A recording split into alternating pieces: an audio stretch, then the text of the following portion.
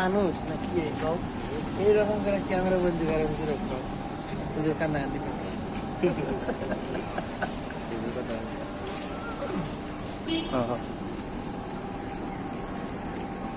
তুমি হাসছিলে মনে সুখে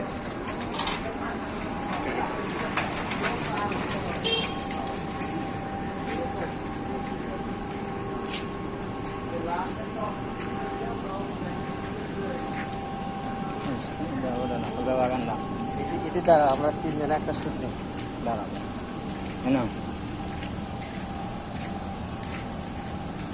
বাংলাদেশে এখন উঁকি মারে, ঠিক কিনা? সে এখন আমেরিকায় রোদ দিচ্ছে, তাপ দিচ্ছে আমেরিকায়। ওকে নির্ধারণ করা হয়েছে যেভাবে সেইভাবেই করতে হবে।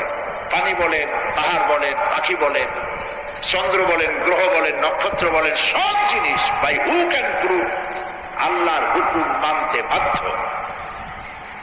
কোরআনে কারীমে আল্লাহ পাক বলেছেন, আফাগায়রা দীনিল্লাহি ইয়াবগুন ওয়া লাহু আসলামা মান ফিস সামাওয়াতি ওয়াল আরদি তাওআন ওয়া কারহা।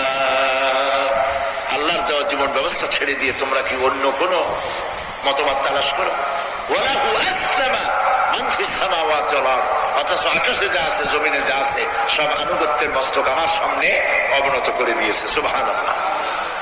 মানুষকে আল্লাহ পাক ইখতিয়ার দিয়েছেন, ইচ্ছে করলে মাহফিলে আসতে পারেন, ইচ্ছে করলে সিনেমায় ঢুকতে পারবেন, অসুবিধা নেই। অসুবিধার জন্য কিয়ামত, ওখানে হিসাব হবে। এখানে আপনি সূর্য, চন্দ্র, ফেরেশতা, ফেরেশতারও কোনো মাজাল নাই, কোনো ইখতিয়ার নাই আল্লাহর হুকুমের বাইরে কিছু করে। আল্লাহ যা করতে বলেছেন তাই করতে হবে, এর বাইরে এক চুলও নড়তে পারবে না। কিন্তু মানুষ